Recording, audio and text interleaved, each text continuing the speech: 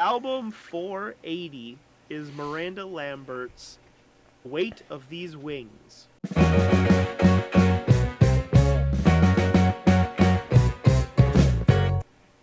It was released on November 18th of 2016.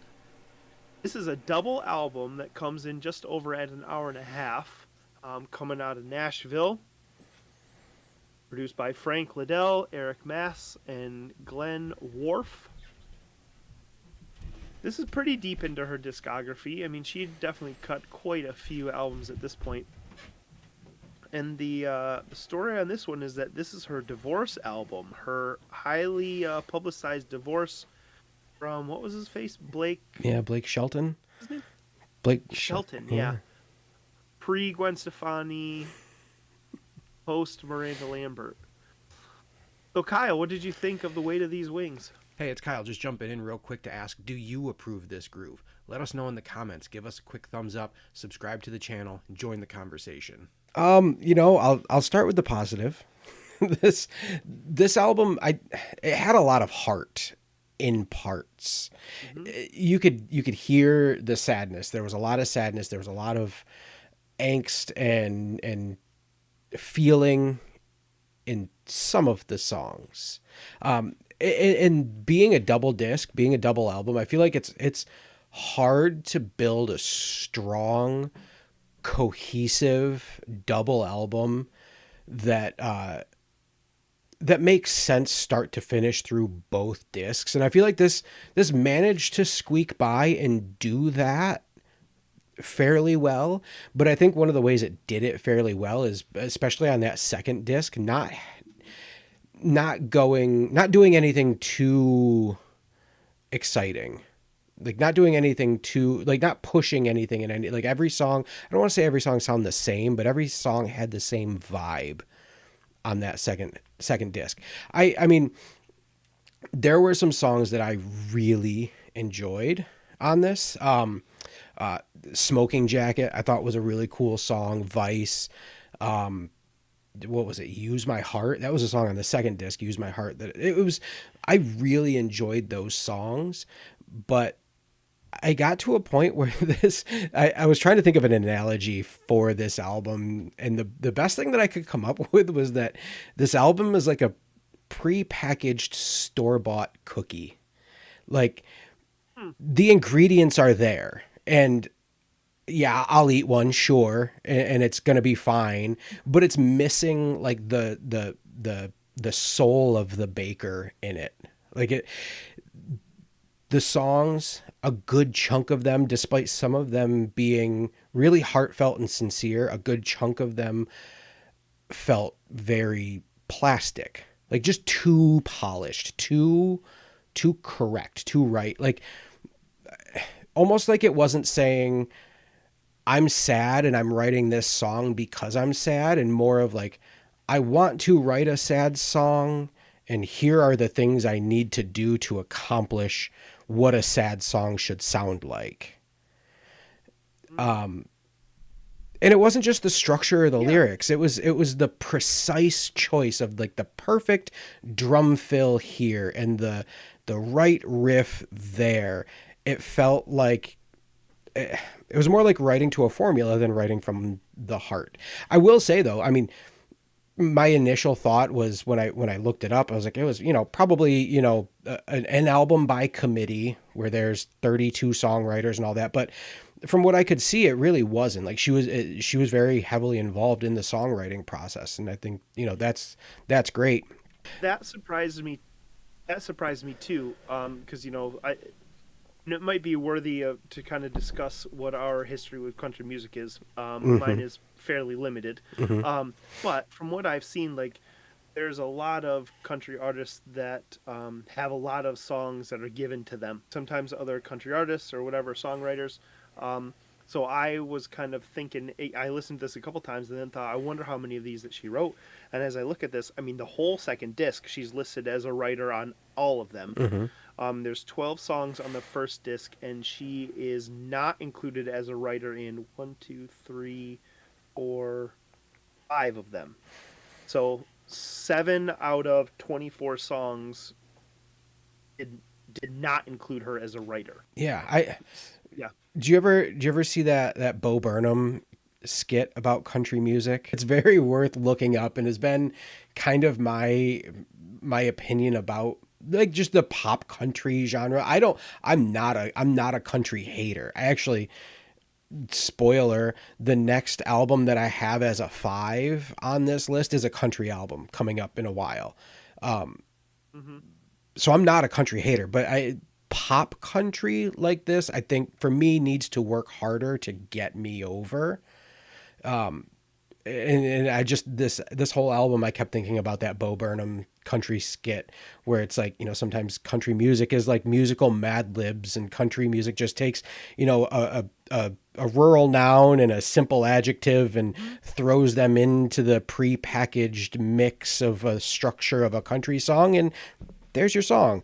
And despite some of these songs having a lot of heart and giving a lot of credit to some of those songs, Vice, Smoking Jacket, things like that, I loved. But there was also a lot of that pop country stuff that I didn't care for. Yeah. I don't. It might be Bo Burnham, but I'm not sure. There's an episode of Parks and Rec where they try to get a country singer to play a show, and he's working on a song, and he says, he's working on the verse, whatever, or the chorus, and he goes, I'll bring the beer, you bring the truck, and the troops will bring the freedom. Right? Yeah, Like, yeah. There you go. Yeah, Yep. perfect. Interesting we're talking about that, though, because I definitely noticed that one of at least the pop high points on the first disc, We Should Be Friends, which coincidentally is the only song on the album that she is the sole writer of. That is a country song list. Like That was probably my least favorite. If you have, it's catchy. Like the music is catchy. But yeah, it's that sort of country doesn't really resonate with me. Pink Sunglasses, I thought was my thought when I heard that was like, this is a Barbie soundtrack song before Barbie existed, right? Like it seems like it just fit that sort of ethos, I guess. You were talking about kind of how it maybe inauthentically or too polished went for the emotional side of this sort of breakup, in a different way that Marvin Gaye did in our previous episodes, right? Where he had thoughts about his divorce and breaking up with that. So two divorce albums, right? Definitely different. And then hearing you talk about how like some of it seemed to be maybe too polished, I couldn't help but draw back on my emo repertoire, of which I love so much.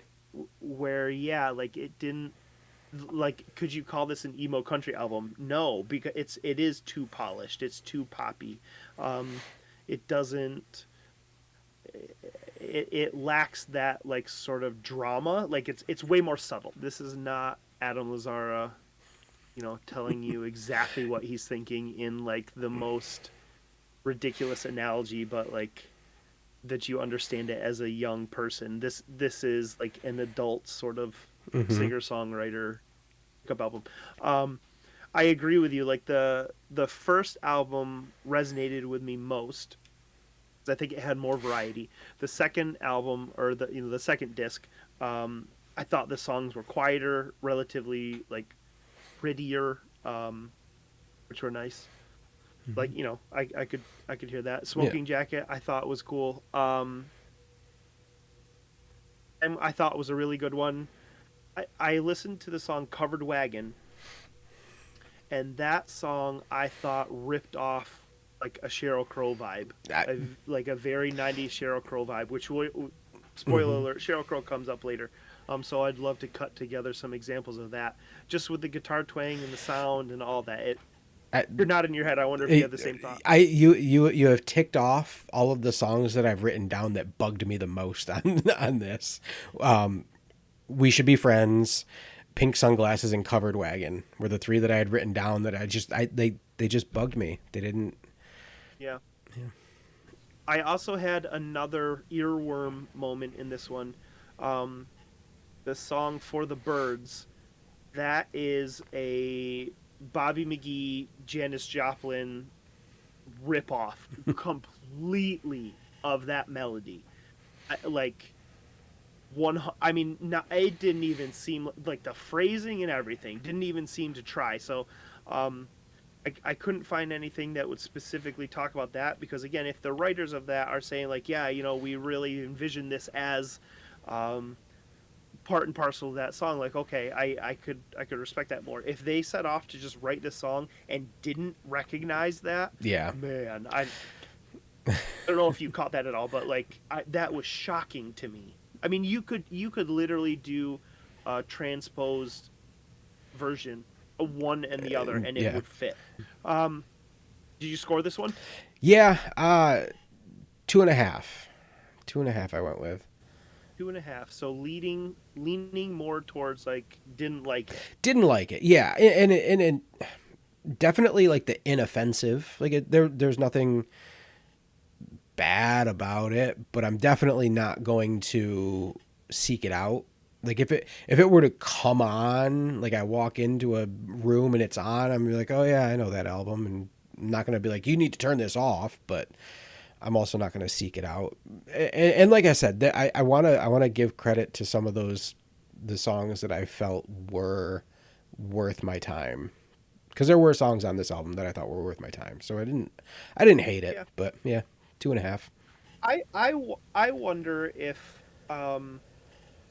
this album gets more maybe respect because of kind of where she had been as an artist before this one. Miranda Lambert was part of the Pistol Annies, which was almost like a grittier, in my opinion, kind of a grittier throwback country trio. Then she had put out some more poppy stuff. I I remembered listening to this that there was a time in when it came out, and I forget which album it is. Um, but I really liked a Miranda Lambert album randomly that came out. And I thought I re-listened to some of those songs just for context, and I liked those songs better. So I wonder again if like is part of her career and where it came out. And I wouldn't say people gave her sympathy praise for this. I think she's better than that.